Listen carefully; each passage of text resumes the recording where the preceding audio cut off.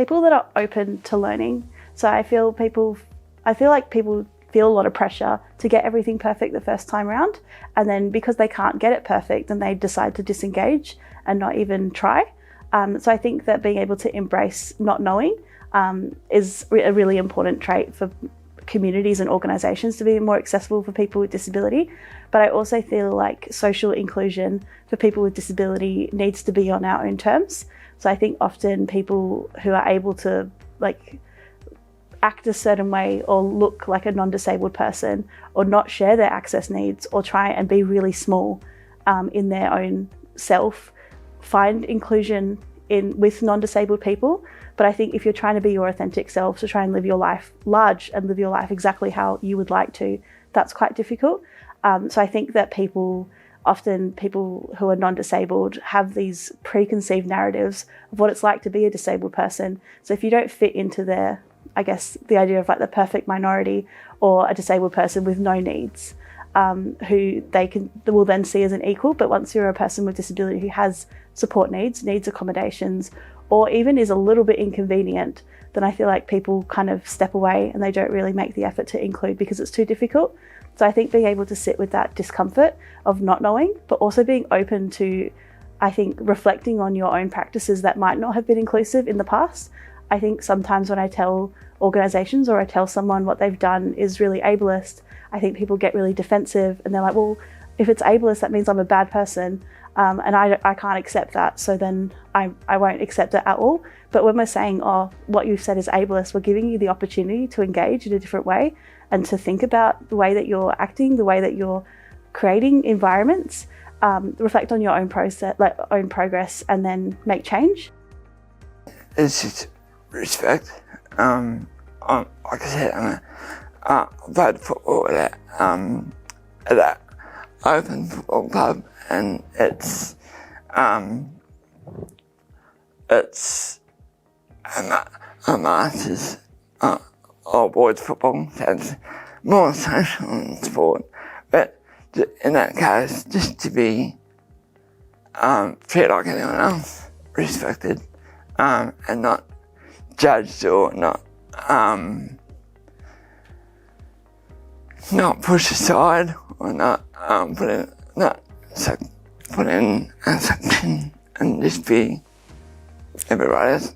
I think that's huge. I don't every growing up playing sport, set up on the bench or unplugged in the forward pocket, and then you're the first to come off for a change. And with an open football club, like I said, it's more social than competitive. So being a 36-year-old playing football, that's the most football I've ever played at 36. So it's just the way it was. Yeah. When it's organic and it's easy and it's not made a big deal of, I think often what I have seen is in people's anxiousness not to make it a big deal, or not to make a mistake. People's anxiousness not to make a mistake, they end up making it a big deal and making a fuss about it, and it actually, sometimes it's embarrassing, but at the very least it can be clunky. And so when it's smooth and just normal is best for me.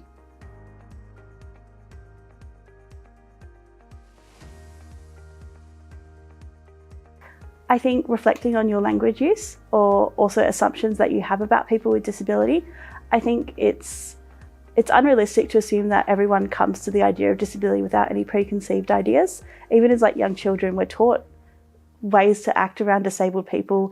For example, when I don't mask my autism in public and I stim, or I might have a meltdown or find things really challenging or cover my ears and might need support to get out of a really busy environment, often parents are like to their children, don't look at that person, like, I don't know what's wrong with them. Those kinds of narratives are really drilled into you when you're a child. So when you become an adult, you think about the topic of disability as something taboo or something that we shouldn't talk about or something that's shameful. So those preconceived ideas kind of filter into the way that you act around people with disability and also respond to people with disability. So I think looking at the way that your experiences in the past have shaped the ideas that you have around disabled people and whether or not that's actually come from people with disability yourself. So that do your narratives or your ideas actually reflect the lived experiences of people with disability, or are we centering assumptions about people with disability from non-disabled people?